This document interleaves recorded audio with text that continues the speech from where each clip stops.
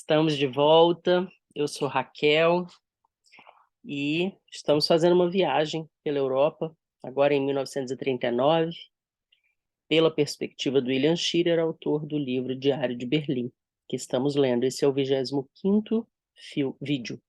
Se você chegou aqui, se você chegou ao canal por este vídeo e se interessar pelo assunto, eu te recomendo ir lá para o comecinho e assistir aos primeiros, desde o início, né?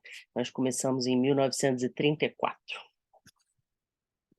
Dando continuidade agora nos nossos vídeos mais curtos, William Shirer nos fala de Genebra, no dia 14 de março de 1939. O rádio anuncia que a Eslováquia proclamou a sua independência. Assim, lá se vão os restos da Tchecoslováquia. Eu devia ir a Praga, mas confesso que não tenho ânimo para tanto. Será que estou ficando sentimental demais para ser um bom repórter? Não é tanto por causa dos assassinatos e derramamento de sangue. Já vi muito dessas coisas nesses últimos 14 anos. Mas a Praga de agora não tem coragem de enfrentá-la. O rádio anuncia ainda que Haha, presidente da Tchecoslováquia, e Trzaskowski, ministro do exterior, chegaram esta noite a Berlim. Para salvar os restos do seu pobre país? Paris, 15 de março de 1939.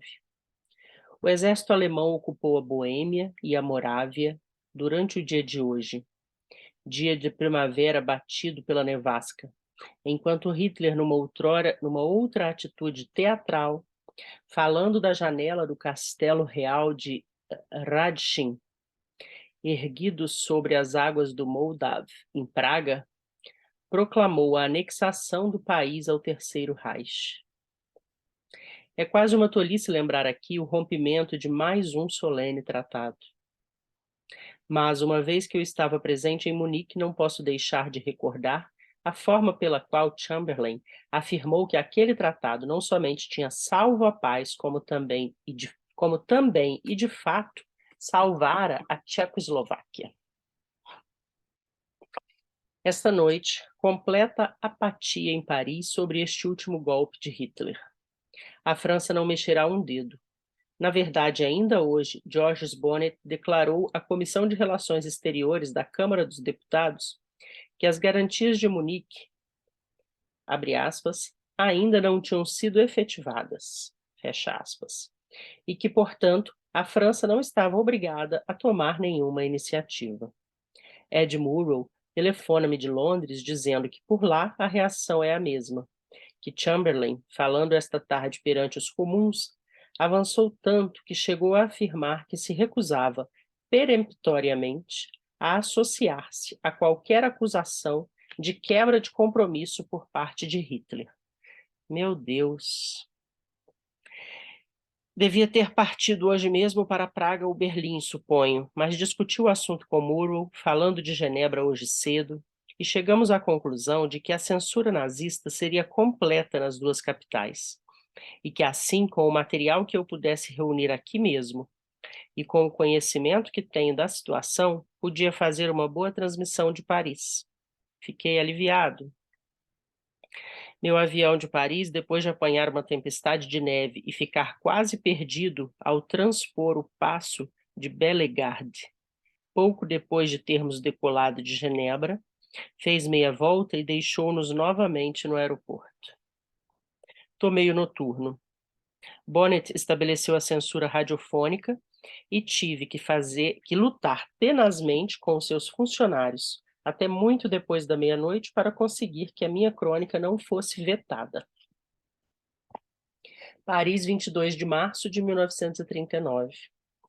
Alguém me contou ontem, acho que foi Pertinax, que acaba de retornar de Locarno, a extraordinária história de como Chamberlain modificou inteiramente a sua posição por ocasião do discurso que proferiu sexta-feira em Birmingham.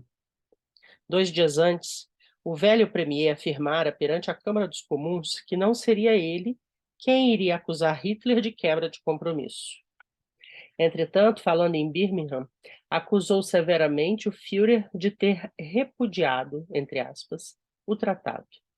Pertinax afirma que Sir Horace Wilson, o homenzinho tenebroso que agiu por trás dos bastidores em Godesberg e Munique, tinha redigido o discurso que o primeiro-ministro pronunciou em Birmingham, de acordo com as linhas gerais da política de apaziguamento que Chamberlain revelara perante os comuns. No entanto, a metade do gabinete e os jornais de Londres mostraram-se tão irritados ao ter conhecimento do seu conteúdo que o premier se viu inesperadamente obrigado a dar uma contramarcha em toda a sua política, refundindo no trem, já a caminho de Birmingham, a maior parte do discurso que ia pronunciar. Como Paris se transformou no decurso destes últimos 10 anos? Alguns franceses apontam para os letreiros de gás neon, para os grandes cinemas, para as vitrinas das exposições de automóveis à venda, para os bares baratos que hoje dominam os Champs-Élysées, antes tão aristocráticos, e observam. Está aí o que os Estados Unidos nos fizeram. Entre aspas, essa crítica aos Estados Unidos. Talvez, mas acho que isso foi o que a própria França... Vou retomar, para que você entenda melhor. Entre aspas, está aí o que os Estados Unidos nos fizeram. E o Schirer comenta, talvez, mas acho que isso foi o que a própria França fez a si mesma. A França perdeu algo que possuía quando aqui cheguei pela primeira vez há 14 anos. O seu bom gosto, uma parte da sua alma, o senso da sua missão histórica.